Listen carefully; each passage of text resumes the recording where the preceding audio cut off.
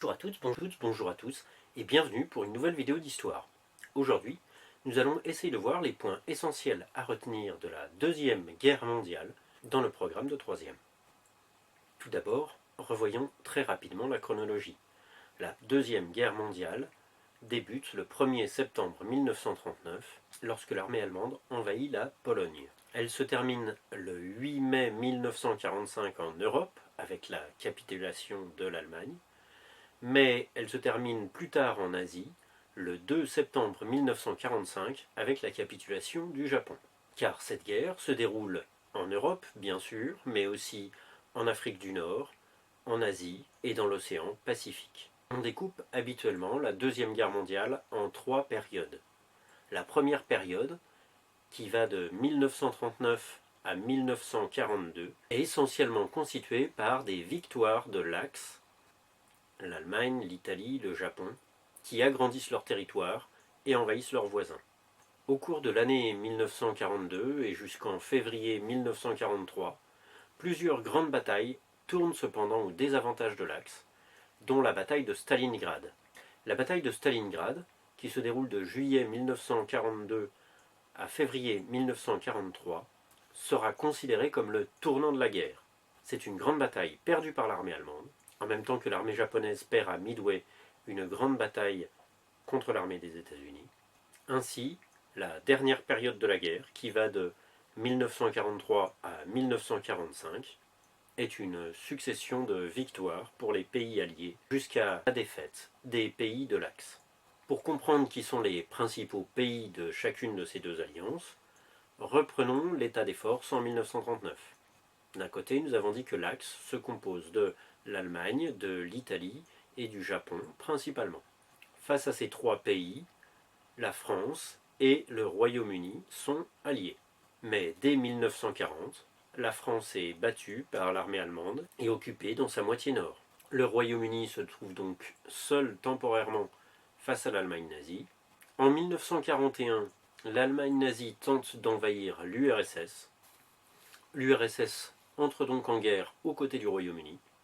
Puis le Japon attaque les États-Unis à Pearl Harbor en décembre 1941. Les États-Unis se retrouvent donc alliés du Royaume-Uni et de l'URSS.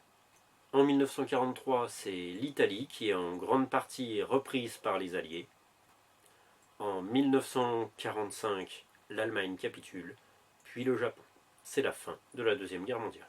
Mais nous allons surtout maintenant essayer de comprendre deux notions importantes à connaître sur cette guerre. C'est-à-dire que nous allons essayer d'expliquer pourquoi la Deuxième Guerre mondiale a été à la fois une guerre totale et une guerre d'anéantissement. La Deuxième Guerre mondiale est une guerre totale. Cela signifie que, en plus de l'armée, c'est l'ensemble de la société civile qui est mobilisée pour gagner la guerre. L'économie est tournée vers la fourniture aux armées. Les civils doivent accepter de travailler plus longtemps. Ils subissent toutes sortes de privations comme les tickets de rationnement pour acheter de la nourriture ou du chauffage. Tout cela dans le but de remporter la guerre au plus tôt face aux adversaires. La presse est contrôlée, censurée, et les femmes à nouveau jouent un grand rôle lorsque les hommes sont partis au front.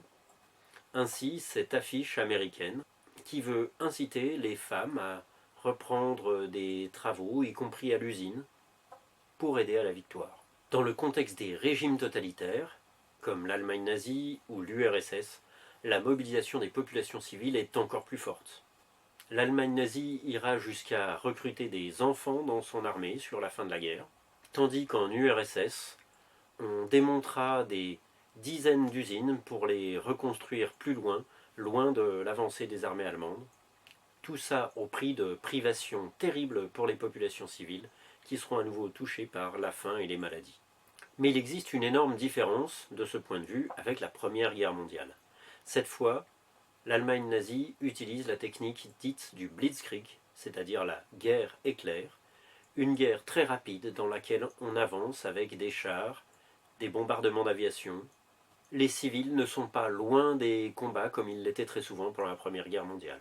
Les bombardements par avion sont tout autant meurtriers que les bombardements des canons de la Première Guerre mondiale, mais cette fois, on peut bombarder des villes situées à des centaines de kilomètres des lignes de front. Ainsi, pendant l'année 1940, les avions allemands bombardent tout le Royaume-Uni, alors que aucun débarquement n'est organisé pour attaquer l'île.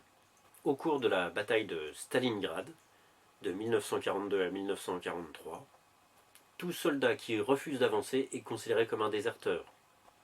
La victoire à tout prix signifie aucune indulgence pour des soldats qui, épuisés ou choqués, ne parviendraient plus à se battre. Mais, encore plus qu'une guerre totale, on peut vraiment dire que la Deuxième Guerre mondiale a été, dans certains lieux et à certains moments, une guerre d'anéantissement. La bataille d'Angleterre, c'est-à-dire le bombardement systématique des villes anglaises par les avions allemands en 1940, a été un échec. Mais, à plusieurs reprises pendant la guerre, des villes entières sont rasées par de tels bombardements. Le Havre en France, Dresde en Allemagne, et à la toute fin de la guerre, une nouvelle bombe, la bombe atomique, change encore la donne. Le bombardement du 6 août 1945 à Hiroshima, du 9 août 1945 à Nagasaki, en une seule journée, ont rasé à chaque fois des villes moyennes, tuant de 150 000 à 200 000 personnes, et montrant en même temps que la poursuite de la guerre avec de telles armes serait un massacre encore pire que tout ce qui avait existé jusque-là. Et il ne faut pas oublier que si cette guerre a fait plus de 60 millions de morts, beaucoup plus que la Première Guerre mondiale, la moitié de ces morts sont des civils. Ils n'ont pris part à aucun combat. Tués dans les bombardements, nous venons d'en parler, mais pas uniquement. Dans la Chine occupée par le Japon, les populations civiles sont systématiquement maltraitées. Certains serviront même de cobayes humains à des expériences sur les armes militaires développées par les chefs de l'armée japonaise. L'Allemagne nazie, elle va mettre en place ce que ses chefs appellent la solution finale. C'est le terme qui a été employé lors d'une conférence en janvier 1942 à Wannsee.